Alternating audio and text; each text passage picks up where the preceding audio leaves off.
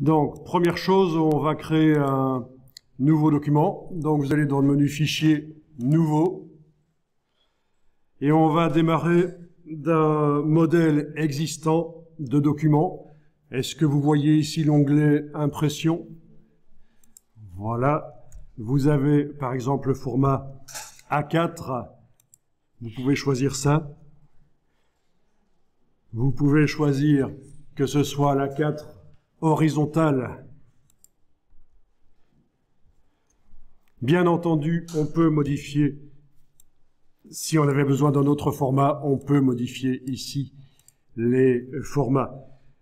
Mais bon, pour faire du stylisme sur l'ordinateur, c'est pas vraiment comme pour faire du dessin technique. Le format a pas une trop grande importance parce que vous allez voir qu'au fur et à mesure qu'on travaille dans le document, on peut l'agrandir. C'est-à-dire que je démarre d'une page ici format A4, 297 mm sur 210, et à un certain moment, je peux l'agrandir au besoin.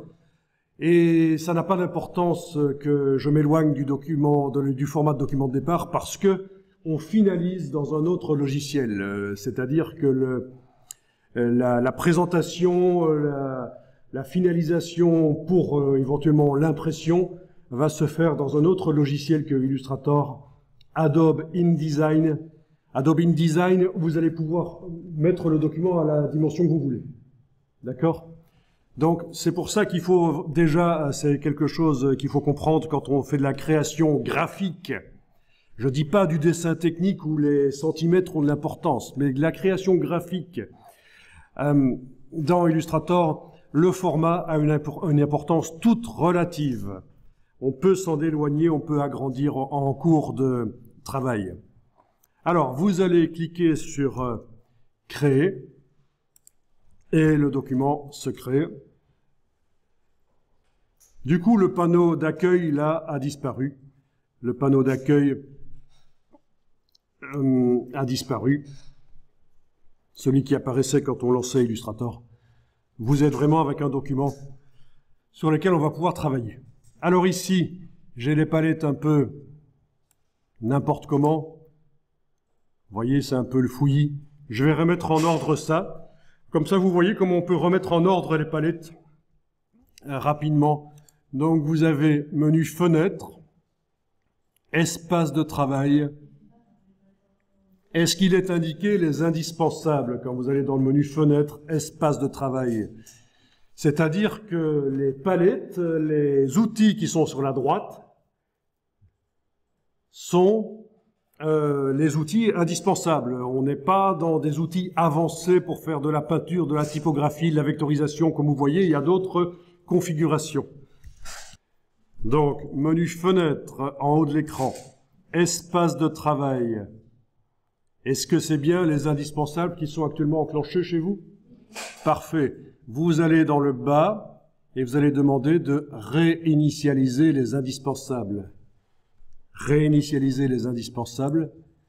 Et là, vous voyez, mais en fait, peut-être que chez vous, rien n'a changé si c'était déjà bien réglé.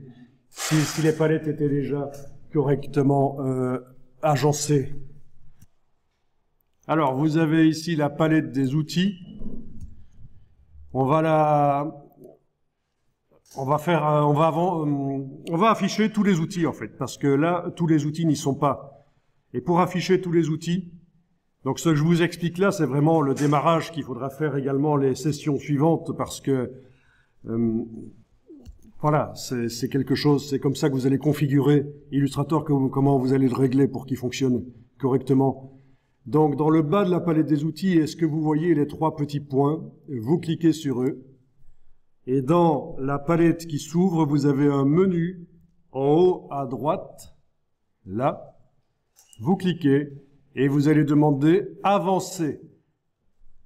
Donc là, on vous demande que tous les outils s'affichent et vous devez remarquer que la palette des outils s'est agrandie. Parfait. Ensuite, on va la faire passer en deux colonnes à l'aide de la petite double flèche que vous voyez là. La petite double flèche, vous allez cliquer sur elle.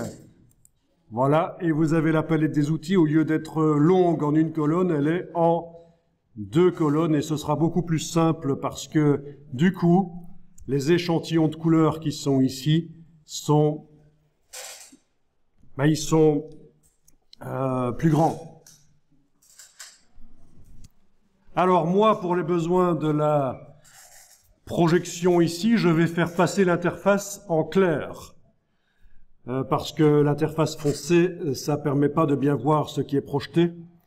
Donc, si vous voulez, vous pouvez tester aussi l'autre interface plus claire au lieu de la foncée et vous choisirez celle que vous voulez finalement utiliser.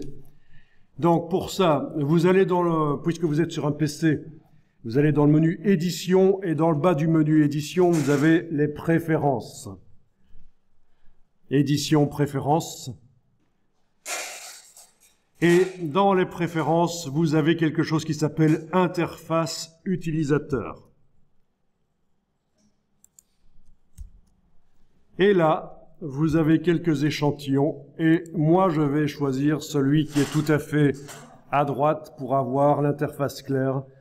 Maintenant, à vous de voir ce que vous allez choisir. En tout cas, il y en a une que je vous conseille pas, c'est celle-ci parce qu'elle pose des problèmes dans la palette. Dans une palette spéciale qui s'appelle la palette des calques, qui est une palette importante dans Illustrator, elle nous empêche de voir certaines choses qui ont cette couleur-là, justement. C'est un peu mal fait. Il y a des choses qui apparaissent dans la palette des calques et il se trouve qu'elles ont la même couleur que ce gris-là. Et donc, ça nous empêche, si on choisit cette interface grise, ça nous empêche de bien voir les choses. Donc, ne choisissez pas celle-là, mais choisissez une plus foncée ou la plus claire. Moi, je choisis la plus claire. OK. Alors voilà, on va commencer par créer quelques formes géométriques rapidement. Donc, dans la palette des outils, vous avez le rectangle ici, en dessous du T, parce qu'il y a d'autres rectangles à d'autres endroits de la palette des outils, mais ici, on veut vraiment utiliser le rectangle. Vous l'activez. Et alors, qu'est-ce qui se passe si vous mettez le rectangle quelque part sur la page A4 horizontale qui est là? Vous allez pouvoir cliquer et ça vous demande des dimensions. Et vous allez pouvoir indiquer, par exemple, largeur 120, hauteur. Alors, petite astuce pour passer rapidement aux cartouches suivantes, c'est la touche tabulation sur le clavier. Donc, si vous avez un clavier AZERTY, c'est la touche qui est juste à gauche du A, la touche Tab. Comme ça, ça passe directement aux cartouches suivantes. Voilà, 120 sur 80, par exemple, millimètres. On est bien en millimètres tous ou vous êtes avec autre chose comme unité de mesure? Il est marqué PT, peut-être. Qu'est-ce que vous voyez derrière le 80 et le 120? Millimètres? Parfait. Vous cliquez sur OK et vous avez créé votre rectangle qui, actuellement, a un fond blanc et un contour noir. Ça se voit ici dans la palette des outils.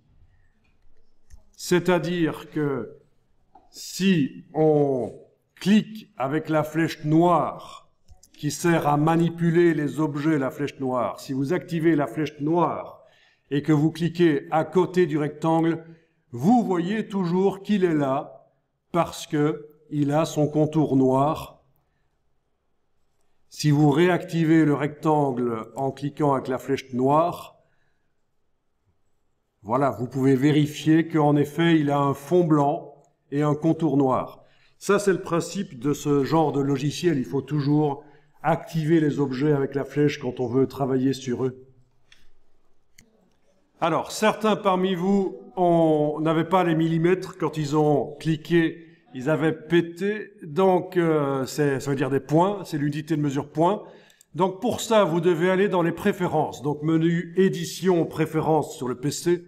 Allez-y tous, même si vous aviez des millimètres tout à l'heure, comme ça vous voyez où ça se passe. Menu édition, préférences, unité.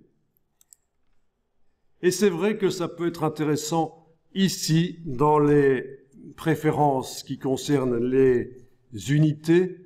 Ça peut être intéressant de passer en millimètres au lieu de points, parce que vous ne voyez pas trop à quoi ça correspond le point, c'est une mesure typographique, donc autant se mettre en millimètres.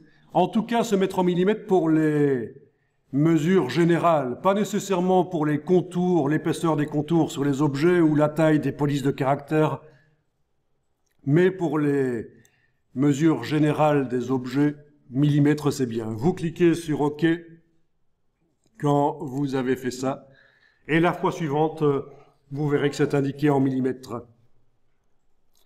Oui, d'ailleurs, il y a une palette qui est intéressante et qu'on va faire apparaître là au-dessus, une grande palette allongée qu'on appelle la palette contrôle et qui est vraiment utile.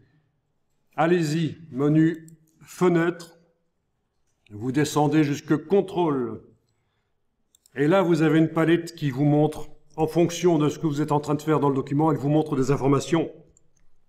Et donc, si avec la flèche noire, vous avez activé le rectangle, il est possible que quelque part ici, ça vous montre ces dimensions. Non, ce n'est pas le cas ici. Mais non, ce n'est pas le cas ici. Il faudrait pour ça aller cliquer sur le mot transformation. Vous le voyez là au-dessus, sur la droite. Voilà. Et on vous indique ici largeur, hauteur.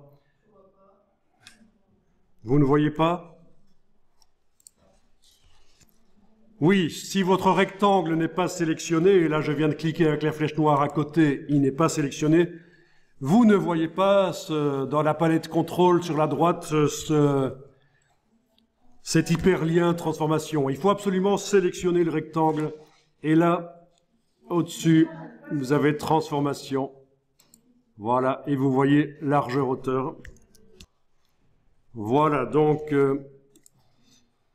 alors, ici, c'est juste le positionnement sur la page, le positionnement du rectangle et plus principalement ici du centre du rectangle.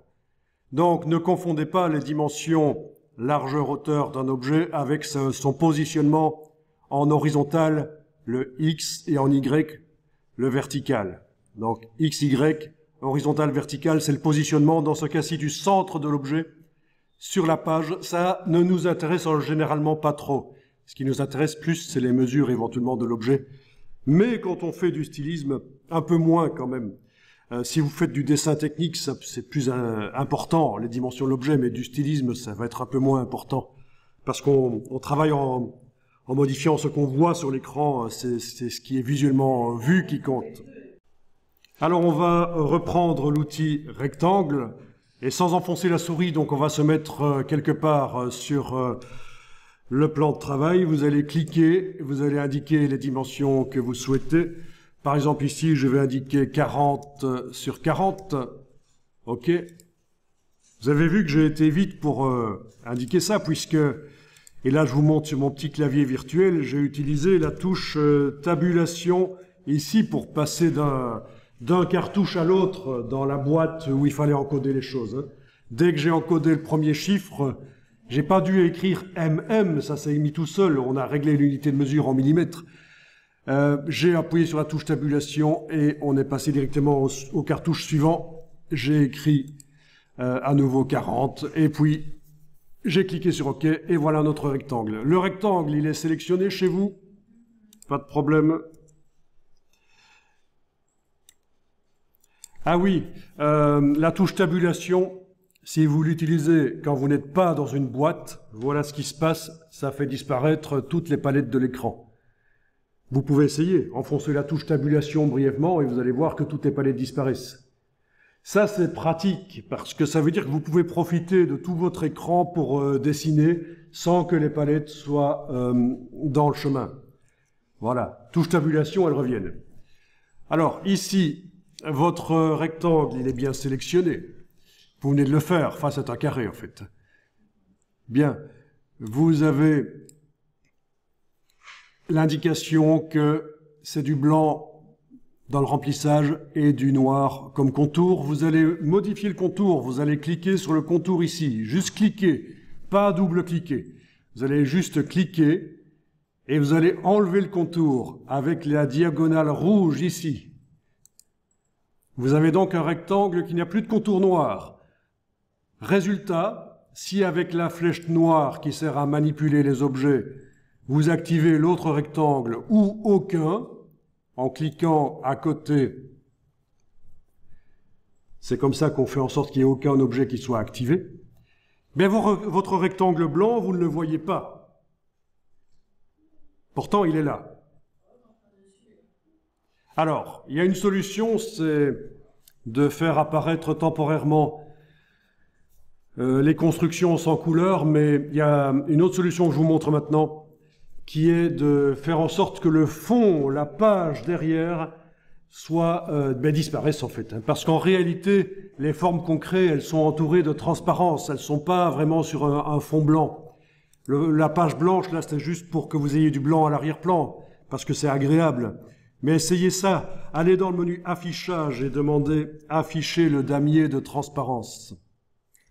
Et là, vous voyez la transparence. Alors la transparence dans les logiciels Adobe, et comme dans d'autres logiciels aussi d'ailleurs, elle est montrée par ce damier gris et blanc. Et là, vous voyez votre rectangle, votre carré en fait, votre carré blanc. Vous le voyez, il est réellement blanc. Bon. Alors, vous pouvez retourner dans le menu affichage et vous allez masquer le damier de transparence. Et donc, votre rectangle, votre carré blanc, là, vous ne le voyez pas. Et c'est là que vous allez pouvoir montrer les choses sans les couleurs, uniquement le squelette des formes. Et pour faire ça, vous enfoncez la touche CTRL sur le PC. Et pendant que vous avez la touche CTRL enfoncée, vous enfoncez brièvement la touche Y. Et là, vous avez les objets sans couleur.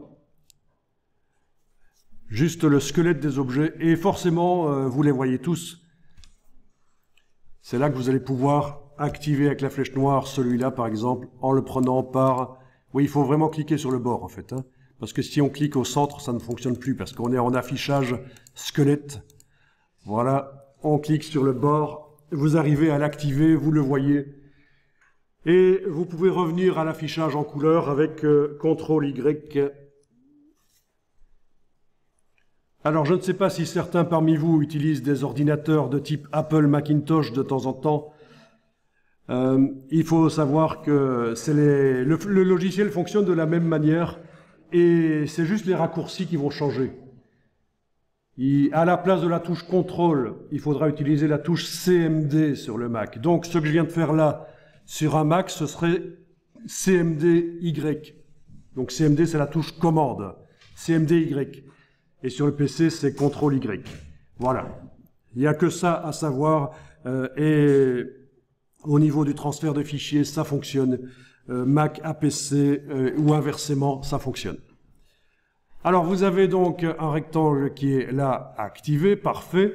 On va en refaire un troisième. Vous allez prendre le rectangle, mais cette fois-ci, vous allez garder le bouton la souris enfoncé. Vous allez enfoncer, garder enfoncé et bouger. Et là, vous déterminez visuellement la forme de votre rectangle. Donc, vous n'avez pas dû passer par une boîte de dialogue. C'est comme ça que les outils ici fonctionnent. Et il y a deux manières de fonctionner. Soit on encode les dimensions, soit on crée visuellement par cliquer-glisser, on appelle ça. On enfonce le bouton à souris, on garde enfoncé, on bouge, et vous avez fait un rectangle parfait. Donc l'autre rectangle n'est pas parti, mais il est blanc, donc on ne le voit pas. Il est blanc sans contour noir, parce qu'on a enlevé le contour noir. Justement, je voulais vous montrer que c'est un cas de figure qui arrive, qu'un objet est blanc, et à cause de la feuille blanche derrière, on ne le voit pas. Alors, justement, on va faire quelque chose ici, c'est que vous avez remarqué peut-être que quand on demande affichage, afficher le damier de transparence, ça fait un peu mal aux yeux, c'est pas agréable. Vous avez remarqué peut-être. Donc là, je retourne dans affichage, masquer le damier de transparence. Alors ce qu'on va faire, c'est qu'on va mettre derrière, en fond de page, on va mettre un grand rectangle coloré, comme si on travaillait sur du papier coloré. Et ça, on va le mettre sur un niveau inférieur. Un niveau de travail inférieur. Et les niveaux de travail, c'est ce qu'on appelle les calques dans les logiciels, et on va aller donc dans la palette des calques. Vous allez dans le menu Fenêtre, et vous allez chercher calque, c'est par ordre alphabétique. C'est par ordre alphabétique. Vous avez dû voir apparaître quelque part la palette des calques. Est-ce que vous la voyez là sur la droite? Parfait. Je vais enfoncer le bouton à la souris sur le mot calque ici, garder enfoncé, bouger, et j'obtiens une palette flottante que je peux mettre n'importe où je veux sur l'écran. Avec la case en bas à droite, on peut modifier sa dimension. Donc ça, c'est bien pratique. C'est très souple comme logiciel. On peut vraiment mettre les choses où on veut, les outils. Bien, on est sur le niveau de construction qui est livré d'office quand on crée un nouveau document. C'est ce qu'on appelle le calque 1, le niveau de construction 1. Alors, vous allez double-cliquer sur le mot calque 1 et normalement, ça vous propose de le renommer. D'accord? Bon. Donc, je vais l'appeler mon dessin. Voilà. Comme ça, vous voyez que c'est là que vous dessinez. Mon dessin.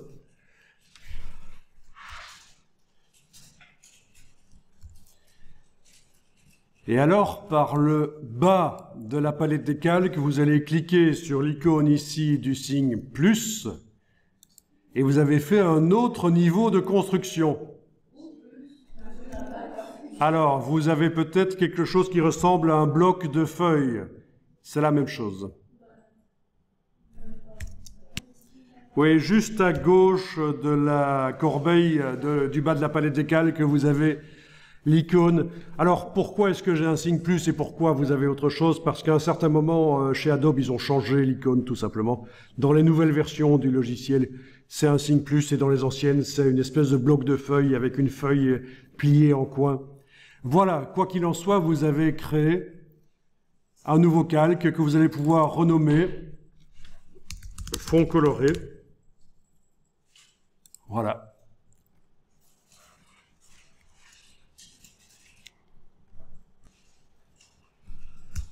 Alors, ce calque, ce niveau de construction, en fait, d'abord, les calques, les niveaux de construction, on les trouve dans plein de logiciels. C'est hyper pratique. Ça permet de faire des choses complexes, mettre des formes qui se superposent, plein de formes qui se superposent, et malgré tout, on arrive à s'en sortir, à gérer les choses parce qu'elles sont sur différents niveaux de construction et on peut verrouiller les niveaux pour ne travailler que sur un seul des niveaux. C'est ça l'intérêt des calques.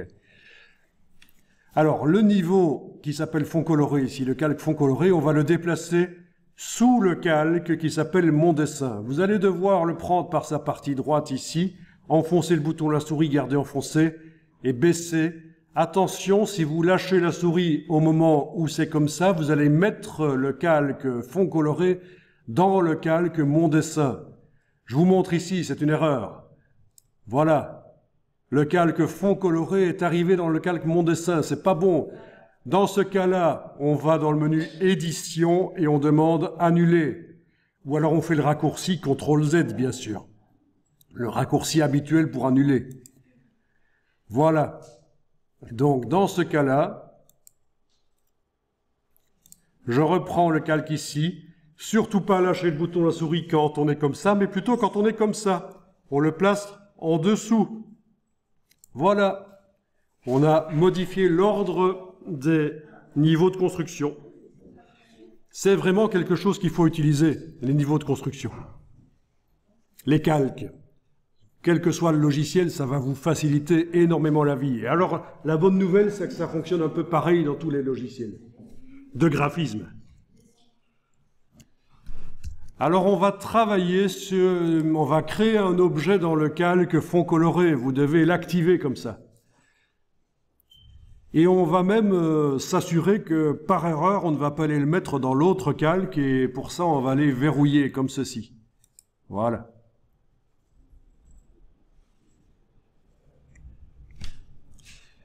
Donc, la situation est la suivante, on travaille sur le calque fond coloré et on a verrouillé le calque qui s'appelle mon dessin. Vous allez zoomer en arrière et pour ça, vous allez enfoncer la touche Alt sur le clavier et vous allez jouer avec la roulette de la souris pour vous éloigner de la page.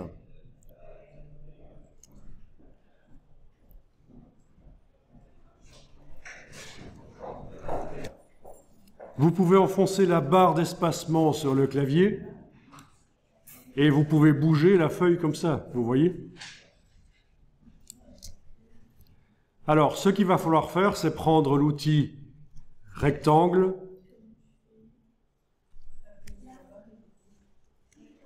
Avec le rectangle, vous allez tracer un grand rectangle en commençant sur la zone grise, plutôt en haut à gauche. Vous enfoncez la souris et vous terminez plutôt en bas à droite. Voilà, un grand rectangle blanc est arrivé. Alors, j'annule, CTRL Z, faites aussi la même chose si vous avez foiré. Si vous avez fait un rectangle de ce genre-là, quoi. CTRL Z, on annule et on réessaye un grand rectangle. Et on va changer la couleur de ce rectangle. Est-il bien sélectionné? Est-ce que vous voyez ses poignées? Il est sélectionné. Est-ce que dans la palette des outils, c'est bien la case de fond qui est à l'avant-plan? Non, sans doute pas. On va faire la case de fond à l'avant-plan. Vous devez cliquer dans la palette des outils pour faire venir la case de fond à l'avant-plan parce qu'on va modifier la couleur de remplissage, la couleur de fond du rectangle. Et on va aller chercher la palette nuancier, menu fenêtre, nuancier. Alors je sais que vous voyez peut-être quelque part sur l'écran la palette couleurs, mais il faut savoir que dans Illustrator, on a intérêt à gérer les couleurs plutôt dans le nuancier, c'est plus pratique, ça n'a que des avantages. Donc la palette couleurs, je ne vais pas l'utiliser, je vais plutôt utiliser la palette nuancier. Alors la palette nuancier, on peut l'agrandir par le bas. Et vous allez pouvoir mettre une couleur comme du gris clair par exemple. Voilà. Donc vous avez ici du gris. Bon voilà, du coup on a un fond. Bon, coloré, j'avais dit coloré, mais c'est vrai que du gris c'est pas très en couleur. On pourrait mettre de la couleur aussi, mais il vaut mieux mettre une couleur claire, bien sûr. Hein, alors, le document ici, on va l'enregistrer parce que pour l'instant, on ne l'a pas encore enregistré. En principe, si le logiciel a un problème et doit il est planté, à la réouverture du logiciel, ça vous propose de récupérer le document.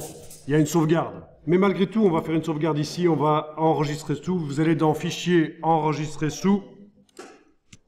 Et alors, ça doit vous poser cette question, est-ce qu'on enregistre en ligne, dans le cloud, ou est-ce qu'on enregistre sur l'ordinateur? Vous allez choisir Enregistrer sur l'ordinateur.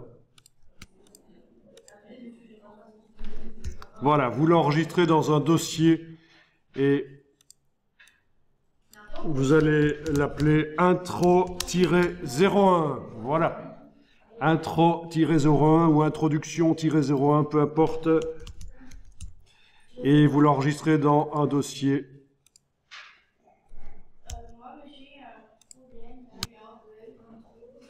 Alors, il y a une boîte qui apparaît, vous cliquez sur OK dans la boîte avec toutes les options, vous changez rien. Et voilà, c'est enregistré. Bien, vous avez donc votre grand rectangle gris qui est là. Ce qu'on va faire, c'est ici, dans la palette des calques, verrouiller le calque fond coloré et déverrouiller le calque qui s'appelle Mon dessin. Parce que le calque fond coloré, là, c'est juste pour que les formes blanches qu'on crée soient bien visibles malgré qu'elles sont sur une page blanche. Parce qu'en fait, maintenant, elles ne sont plus sur une page blanche grâce au fond coloré.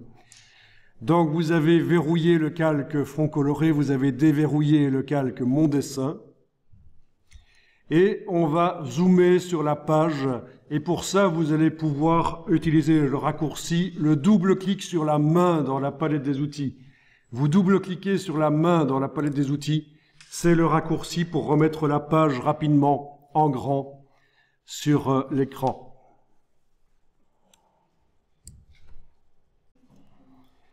Alors voilà, dans la palette des outils, si vous avez la case de fond qui est bien à l'avant-plan, on va pouvoir mettre des couleurs sur les rectangles rapidement. Donc vous avez bien la case de fond qui est là à l'avant-plan. Vous avez la palette nuancier qui est visible quelque part sur l'écran. Vous allez pouvoir prendre une couleur et la déposer sur l'objet. et vous voyez que ça prend cette couleur-là. Voilà.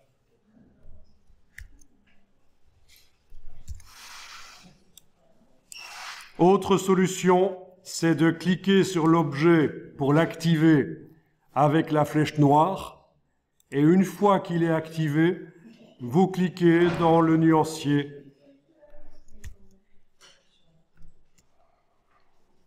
Alors bien sûr, le nuancier comporte finalement assez peu de couleurs. On va pouvoir créer ses propres couleurs, on va essayer ça. Vous allez dans le... D'abord, il faut que je dise que à côté du mot nuancier ici, vous avez forme et symbole. Ce sont juste d'autres palettes qui sont là regroupées avec la palette nuancier par facilité pour gagner de la place sur l'écran, mais en réalité, ça n'a pas un rapport avec le nuancier. Donc, ne vous inquiétez pas pour la palette forme et symbole qui sont là à côté. Donc, on travaille bien dans le nuancier. Ensuite, on va aller dans le menu de la palette nuancier.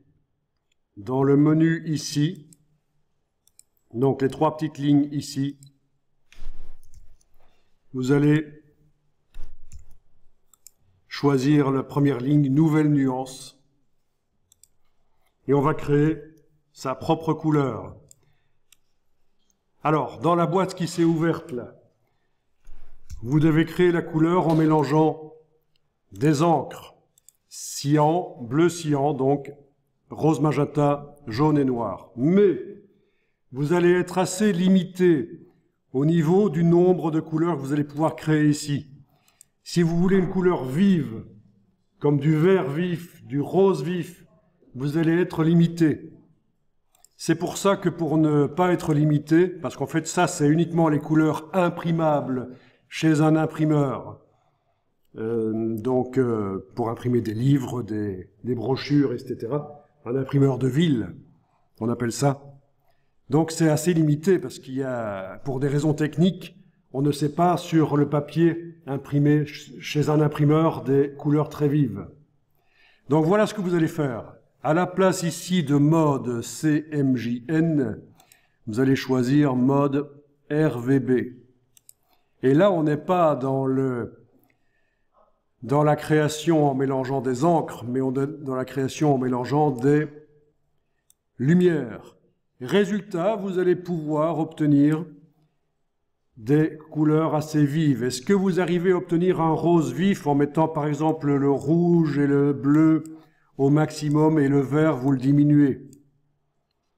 Donc un peu comme j'ai ici, un rose vif. Ou alors, le vert au maximum et le rouge et le bleu au minimum, vous avez un vert vif. Est-ce que vous voyez que c'est vif? Ou si on fait le vert et le bleu au maximum, mais pas le rouge, on a du bleu vif. Enfin, d'une manière ou d'une autre, vous voyez que vous arrivez à créer des couleurs vives. Et là, en dessous, on vous indique, tiens, si vous imprimez chez un imprimeur de ville, la couleur que vous avez choisie là, elle va ternir. Elle va devenir comme ça. Et d'ailleurs, si vous avez voilà, si vous cliquez sur OK, la couleur que vous avez créée est là, dans le nuancier. Si vous l'utilisez donc sur une forme, vous allez voir qu'elle n'est pas vive. Ça n'est pas vif. Par exemple, je sélectionne avec la flèche noire cette forme-là, je vais créer une couleur rose vif pour ça. On est d'accord, je l'ai sélectionné avec la flèche noire. La forme, c'est bien le fond que je modifie. Dans le menu de la palette nuancier, je vais aller demander nouvelle nuance. Je vais créer RVB et je vais créer une nuance bien vive, donc voilà, du rose vif, avec beaucoup de rouge et de bleu et peu de vert. Mais dès qu'on clique sur OK, on remarque que la couleur bien vive qu'on avait choisie, elle se ternit. Est-ce que vous remarquez ça aussi? D'accord. Donc je remontre encore une fois. Avec la flèche noire, je sélectionne une forme. Je vais modifier sa couleur de fond. La case de fond est bien à l'avant-plan, dans la palette des outils. Dans le nuancier, je vais aller créer une nouvelle nuance. En jouant ici sur les curseurs RVB, mode RVB, je vais obtenir une couleur vive. C'est parmi les couleurs qu'on peut créer là, il y en a des qui sont ternes, il y a même du gris, mais il y a aussi des couleurs vives. Mais dès que vous cliquez sur OK, la couleur vive qui est là devrait arriver ici. Mais en réalité, c'est pas exactement cette couleur-là qui arrive. Si vous voyez, la couleur est moins vive. Est-ce que vous le remarquez? Voilà, parce que non seulement, si on veut de la couleur vive, il faut créer les couleurs en RVB dans le nuancier, mais en plus, il faut que le document soit RVB. Et actuellement, si vous regardez la barre de titre du document, il est CMJN. Et ce que je vous explique là, c'est vraiment extrêmement important quand on travaille dans Illustrator, c'est que vous avez la possibilité de demander des couleurs vives dans vos documents, mais il faut savoir comment faire et je vous le montre ici. Vous allez dans le menu Fichier, jusque la ligne Mode colorimétrique du document. Et vous allez choisir couleur RVB. Menu Fichier, Mode colorimétrique du document, couleur RVB. Je refais l'opération. Avec la flèche noire, je sélectionne une forme. Je vais créer une couleur ou même essayer de lui appliquer une couleur que j'ai créée précédemment, une couleur vive. Est-ce qu'il y en a une vive? Non, elles ne sont pas vives là. Ok, nouvelle nuance, RVB.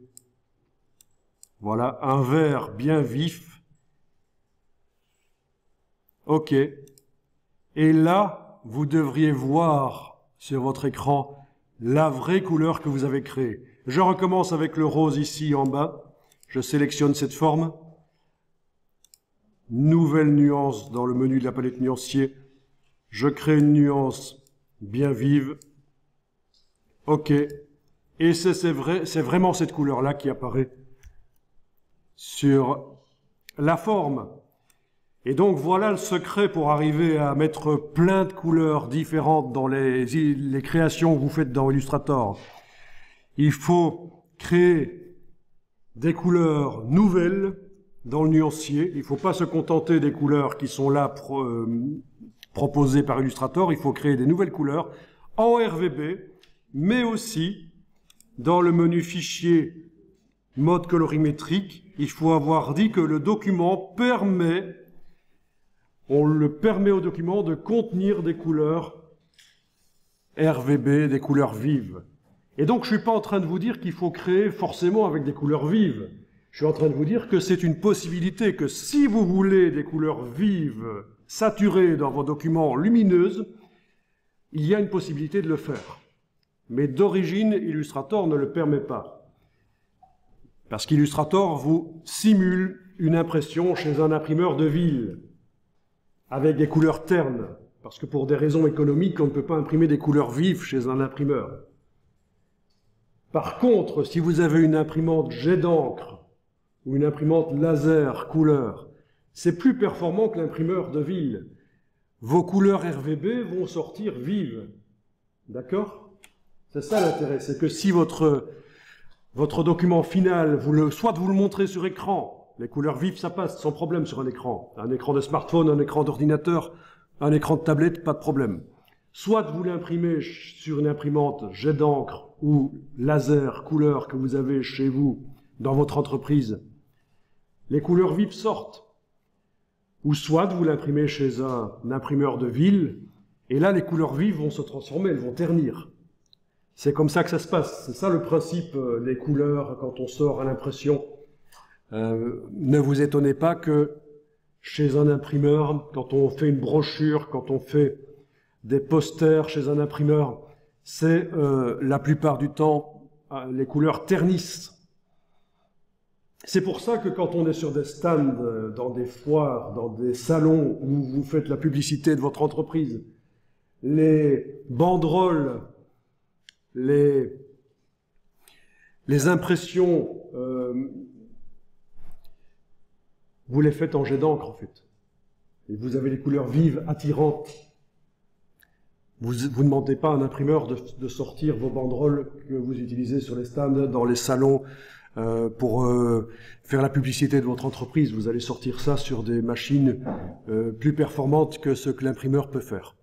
Donc voilà, très important ce qui vient d'être montré ici, parce qu'en fait, plus vous avez la possibilité de travailler avec des couleurs différentes, plus c'est facile d'être créatif. Si vous ne connaissez pas ce que je viens de vous expliquer, vous êtes limité aux couleurs ternes et ça va être plus difficile d'être créatif. Dans une certaine mesure, vous allez être un peu coincé par la gamme couleurs imposée par le logiciel. Alors vous allez pouvoir enregistrer sous le document. Vous allez voir que je vais encore enregistrer donc dans le même dossier, mais je vais changer légèrement le nom. Je trouve que c'est intéressant de modifier un peu le nom et de garder toutes les versions au fur et à mesure qu'on avance dans l'étude de Illustrator. Et donc ici, je vais juste changer le numéro à la fin. À la place de 01, je vais indiquer 02. Enregistrer. OK. Et voilà. C'est le document 02.